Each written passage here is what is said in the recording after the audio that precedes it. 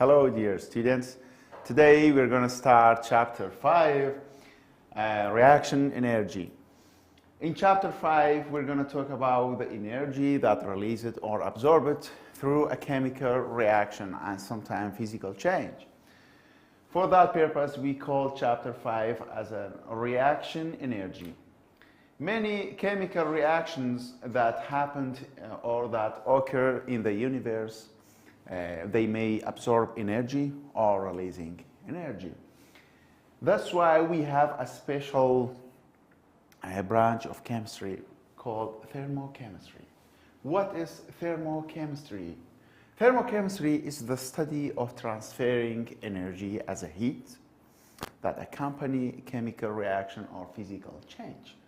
Thermochemistry, it means it deals with transferring energy as a heat that accompany chemical reaction and physical change. It means those amount of energy that transferred during a chemical reaction or physical change.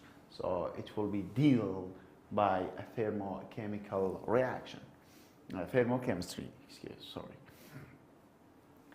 The energy absorbed or released as a heat in a chemical or physical change is measured in a calorimeter, or measured by which device? Calorimeter. In physics and chemistry, the amount of transferring energy can be measured by which device? Of course, calorimeter. So the explanation of calorimeter will be like that. Calorimeter is a device, is a special device, or especially nowadays is equipped and it's instrumentated for more with the most advanced monitor to making calculation by itself. So a calorimeter is a device that uses to measure the amount of transferring energy in a chemical reaction or physical change. Calorimeter is used to measuring, look, well, I prefer to zoom the page to be seen by you. Calorimeter, we have two quite similar device in the laboratory, calorimeter and thermometer. Calorimeter is used to measuring heat. So heat can be measured by calorimeter. But about the thermometer, we have a temperature to measure. So using thermometer, we can get the value of temperature, but with the calorimeter, we can find out the value of heat. So that's the difference between them. Don't confuse. Well, let's compare between heat and temperature. So that means there are two different expressions. Actually, I'm sure still now 99% of our students, they cannot make the difference between heat and temperature. But from now on, and especially by the end of this lecture, of course, you'll know what is heat and what is the temperature. Heat versus temperature. Look, heat is the energy transfer between two objects. It's the energy transfer between two samples. For example, we have a piece of metal. This is glass of water, and we're gonna put piece of metal which is hot, and this is cold. The water is cold. So what's gonna happen to the energy transferring between between cold water and hot piece of metal? Of course, the energy from hot metal transfer to cold one. It means transferring energy between two samples from the highest temperature to lowest temperature, from the highest to lower, from the higher to lower. Always the energy can be transferred from the higher temperature into lower temperature. Simply, higher temperature gives the energy to lower temperature. But temperature is the measure of the average kinetic energy. Hopefully you remember that from the first chapter of grade 12 of chemistry, when we mention the word of temperature, immediately you have to answer by the kinetic energy. So it means there is exact direct relationship between what and what? Temperature and the kinetic energy. Temperature and the kinetic energy.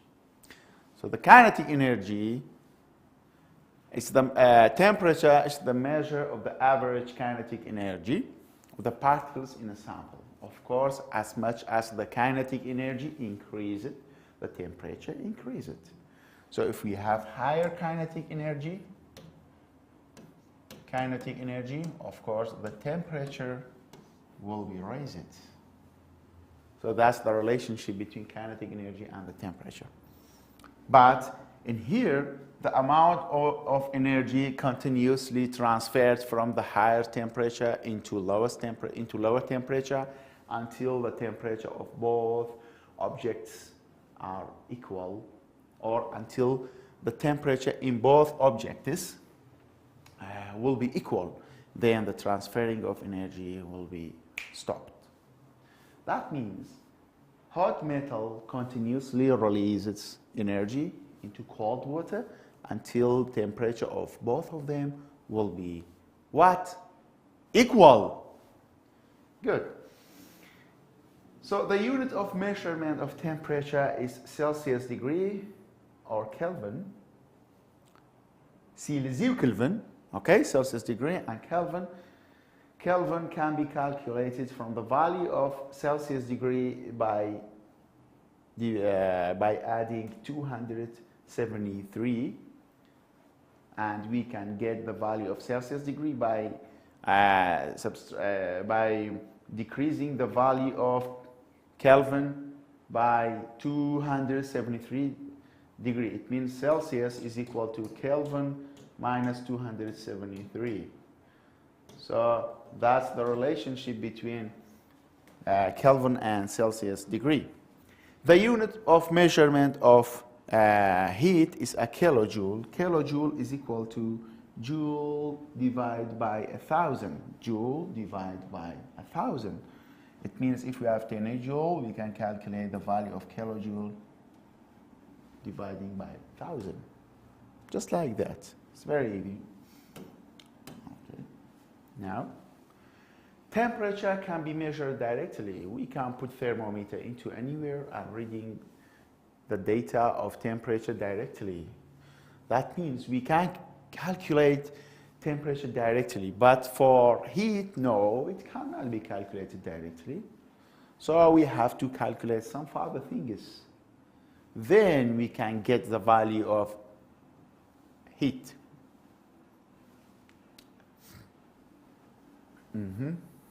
Well, energy transfer as a heat usually measured in which unit? As a heat. If you remember, heat, it means cannot be measured directly. So what about the unit? Of course, the unit is kilojoule or joule. It's wrong, it's wrong, it's wrong. Their temperature, and it's about some other things we're going to learn in this lecture, is the amount of energy that needs to raise the temperature of 1 gram of a sample by 1 Celsius degree on 1 Kelvin. It means we have 1 gram of a sample, we can raise its temperature by 1 Celsius degree or 1 Kelvin. So we should heat it up. This amount of energy called specific heat. Specific heat, simply explained by this equation, it's simply important. Cp is equal to Q over M delta T. Q measured by joule, calorie, M measured by gram or mole. M, it means the amount of matter. So the amount of matter can be gram or mole. Q, it means the amount of energy that absorbed or released. Delta T is the difference between the initial and final temperature. It's T final minus T initial. So it can be measured by Celsius or Kelvin. You see there's a variety between the components units, or between the units of the components of Cp. That's why we can get too much units of measurement for CP. Well, we can use joule with gram, with Celsius degree, joule with mole, with Kelvin, calorie, with gram, with Celsius degree. So we can make too much units because of there's a variety between units of these components. As we can see in here, CP units of measurement, joule, gram, Kelvin, joule, gram, Celsius degree. So till the end, we can make too many units. But the importance is that maybe you'll be asked by this one. Is that a unit of CP or not? Well, joule is a unit of Q. Joule is a unit of Q. Mole is a unit of M. Celsius is a unit of temperature. Well, exactly.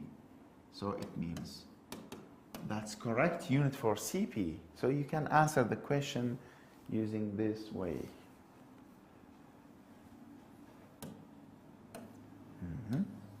Specific heat can be used to compare the heat absorption capacity between different materials, as I told you. Now,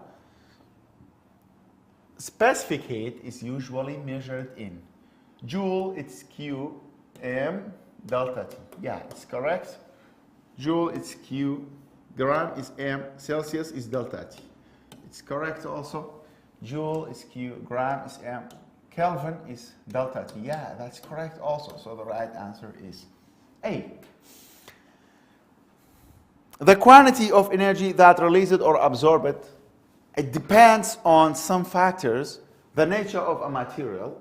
The nature of a material is very important. And the mass of a material also, the mass of the material, the size of the temperature change. It means how many degrees of temperature is raised or lowered. That means the size of the temperature change, the amount of delta T. Q is the amount of energy that absorbed or released. Depends on the nature. CP is the nature of a substance. M is the mass of a material. Delta T is the amount of energy that is the size of changing in temperature. Well, let's solve some mathematical question about specific heat. A 4 grams sample of glass. We have 4 grams of glass sample heated from 240 until 330 Kelvin. A temperature increase of 40 Kelvin. It means increased by 40 Kelvin. We have the difference between these two temperatures by 40 Kelvin. So that's the delta T. Well, even we can erase this part of the question. But well, it mentioned it by itself, so it's better for us. And was found to have absorbed 32 joule of energy. Well, joule is a unit of Q, we know that. Kelvin is a unit of delta T, and gram is a unit of M. Well, it's very easy. The first unknown, what is the specific heat, CP? Well, we have to calculate CP.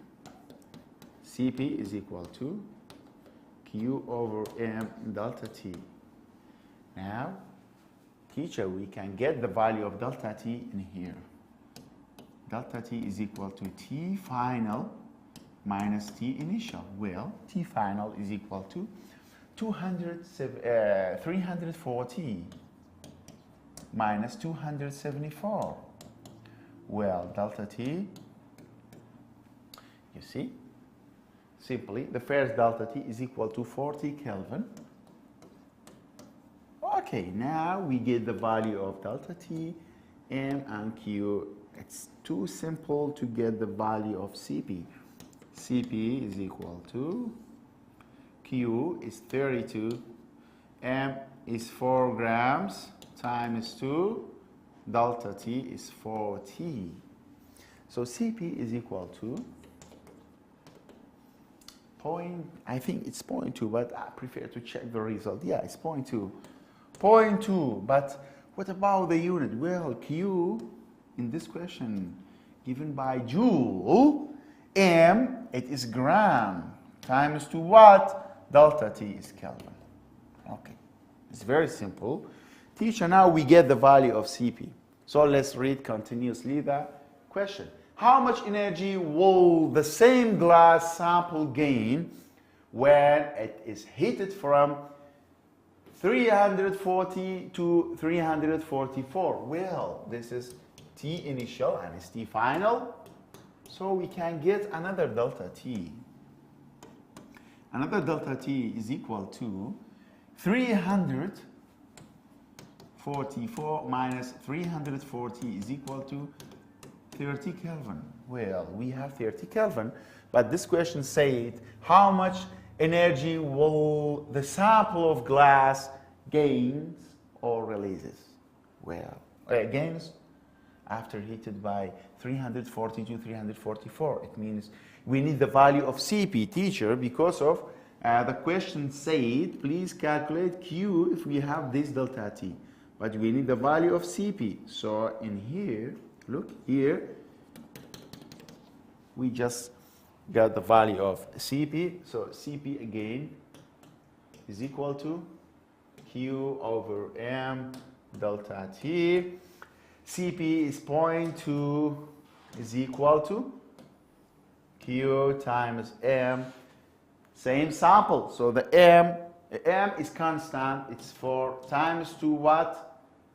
A new delta T is 30 Kelvin. So Q is equal to, well, just multiply these numbers by each other.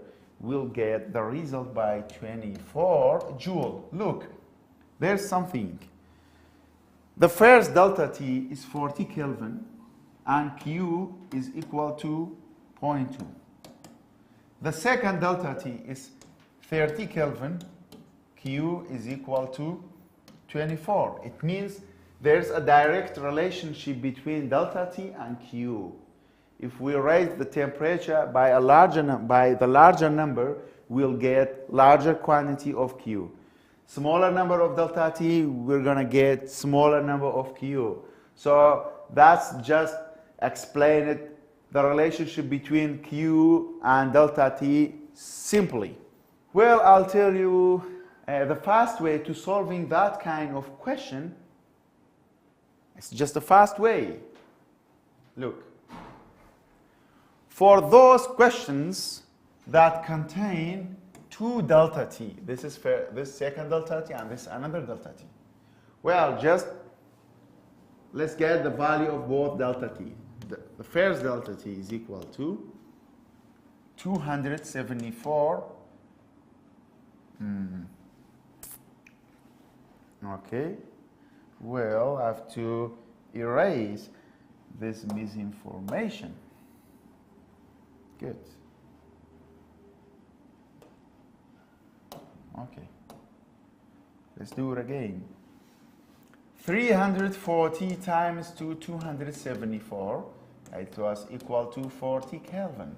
And we have another delta T is equal to 344 minus 340 is equal to 30 Kelvin.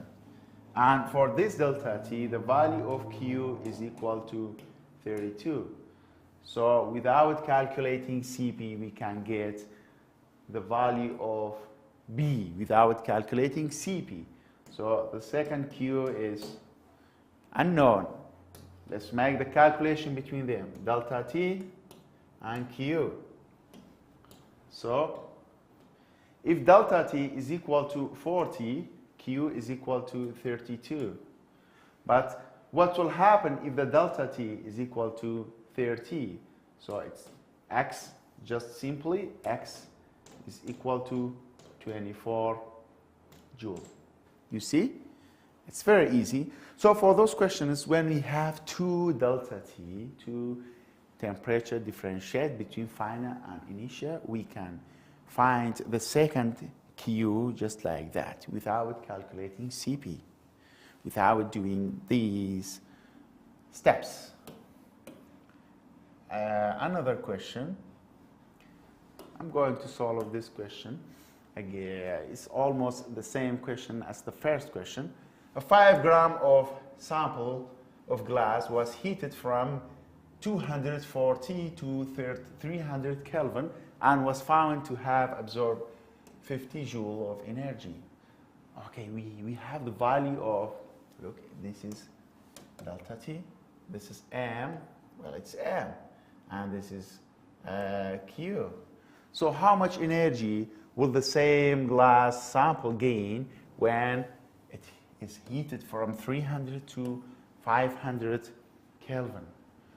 Teacher, I remember that you told me if we have 2 delta T, 2 temperature changes, so we can get the value of the second value of Q simply without calculating, without getting the value of Cp. Actually, according to our book, we have to calculate Cp, the first step, then using this Cp to calculating Q, okay, to calculating Q. But now, delta T is equal to 300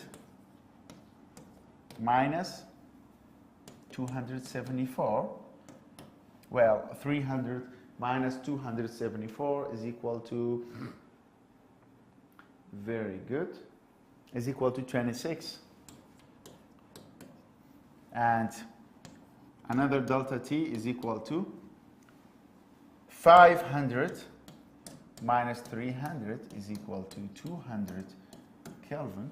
But for this amount of temperature change, we get the value of Q by 50. Q. So we should find the value of Q in here immediately. Delta T, Q. So the first delta T is 26. Q is equal to 50. But the second delta T is 200. Q is equal to, we don't know, it's X. So you can get the value of Q just by making your crisscross method multiplication. It's very easy, so Q is equal to this amount of joule. Without calculating Cp and doing too much steps, this is fast way and it's very easy and it's correct. Where the value is equal to 384 joules. 384 joules.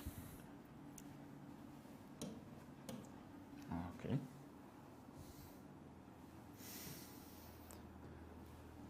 Now, I prefer to give you important note about something that's going to happen with the value of M. I told you that M can be measured by gram or mole. Well, it's okay to use gram in this equation. Even it's okay to use number of mole in this equation. And here instead of gram, we have number of moles. But there's an exception. Well, we have number of moles. Number of mole. We have 1 mole. And is there any molar mass? Is there any molar mass in this question? No.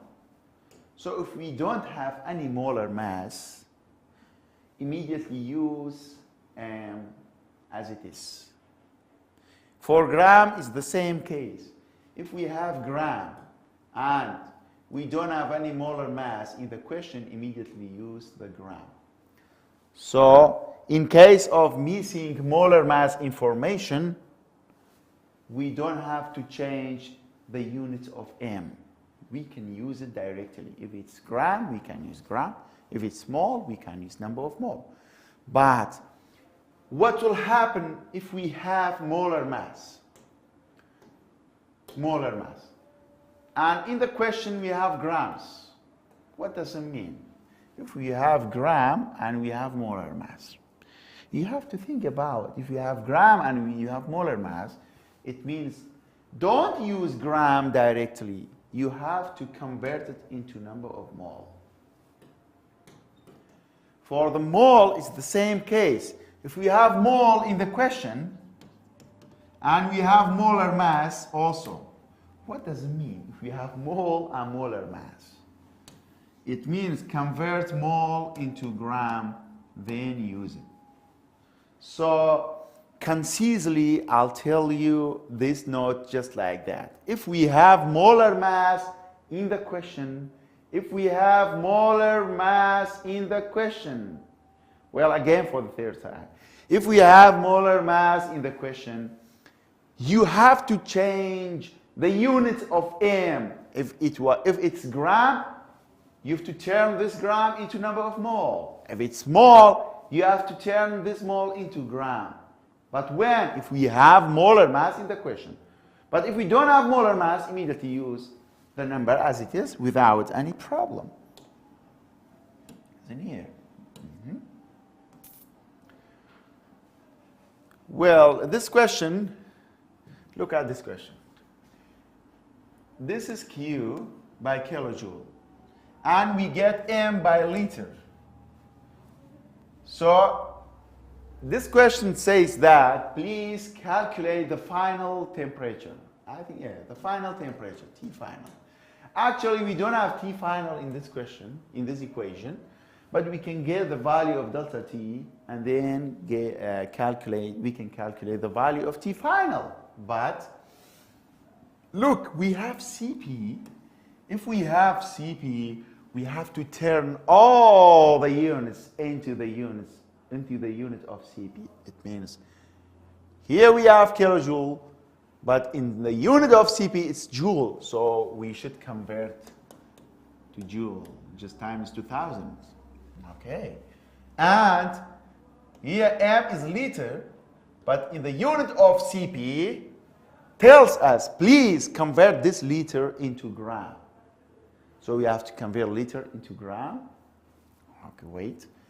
And temperature is Kelvin, it's Kelvin, so it's okay. That means if we have CP, we have to be aware about all the units. We should convert all the units. And we should make all the units just like the unit of CP. Hopefully you understand what I told you. I think my English is too simple to be understood, and I hope you understand me. Look, that's the steps of solving this question. First of all, we have the value of CP. CP is equal to 4 times 18. It's unit of CP. So as I told you, we have to get Q in the unit of joule. That's why we multiplied by 1,000.